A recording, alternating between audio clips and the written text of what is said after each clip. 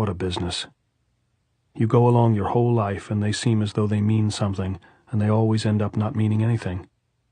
There was never any of what this is. You think that is one thing that you will never have.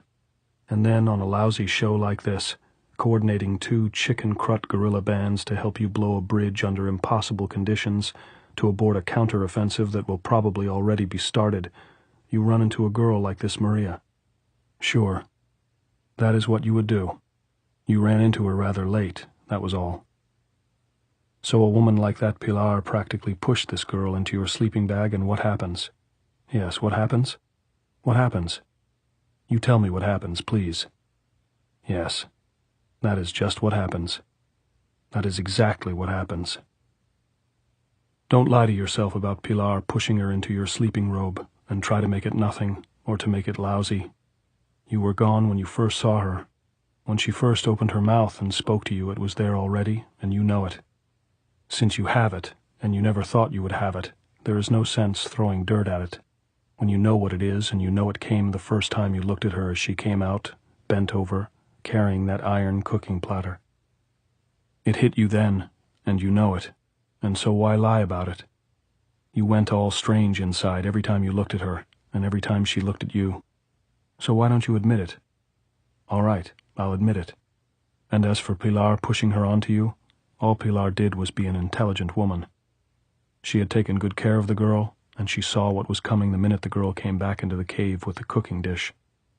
So she made things easier. She made things easier so that there was last night and this afternoon. She is a damned sight more civilized than you are, and she knows what time is all about. Yes, he said to himself, I think we can admit that she has certain notions about the value of time. She took a beating and all because she did not want other people losing what she'd lost, and then the idea of admitting it was lost was too big a thing to swallow. So she took a beating back there on the hill, and I guess we did not make it any easier for her. Well, so that is what happens, and what has happened, and you might as well admit it, and now you will never have 2 whole nights with her. Not a lifetime, not to live together, not to have what people were always supposed to have, not at all. 1 night that is past, once one afternoon, 1 night to come, maybe. No, sir. Not time, not happiness, not fun, not children, not a house, not a bathroom, not a clean pair of pajamas, not the morning paper, not to wake up together, not to wake and know she's there and that you're not alone. No, none of that.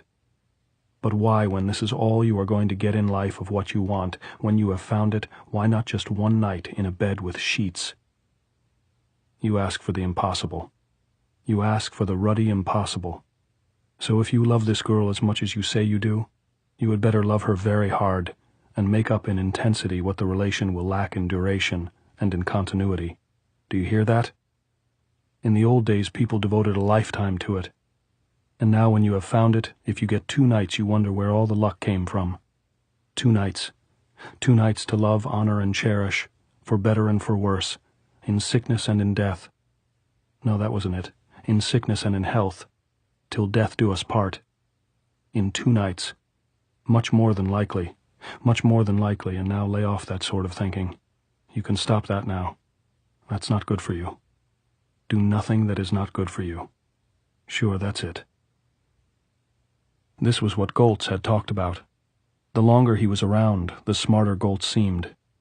So this was what he was asking about, the compensation of irregular service.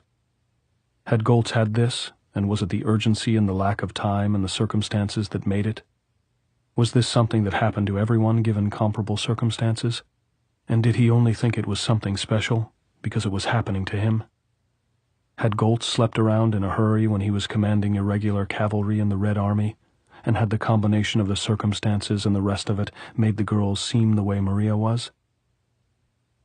Probably Goltz knew all about this too, and wanted to make the point that you must make your whole life in the 2 nights that are given to you, that living as we do now you must concentrate all of that which you should always have into the short time that you can have it.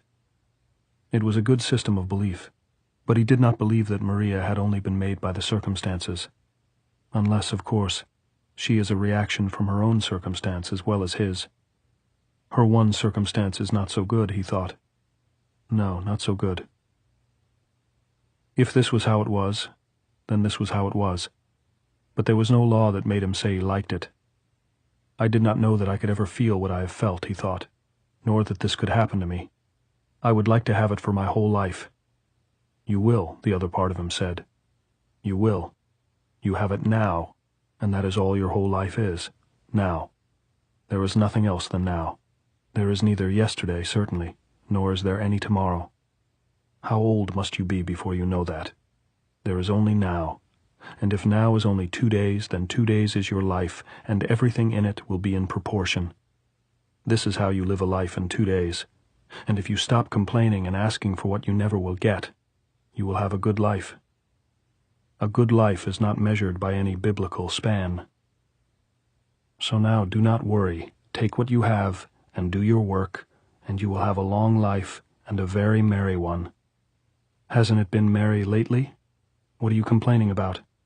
That's the thing about this sort of work, he told himself, and was very pleased with the thought. It isn't so much what you learn as it is the people you meet. He was pleased then because he was joking, and he came back to the girl.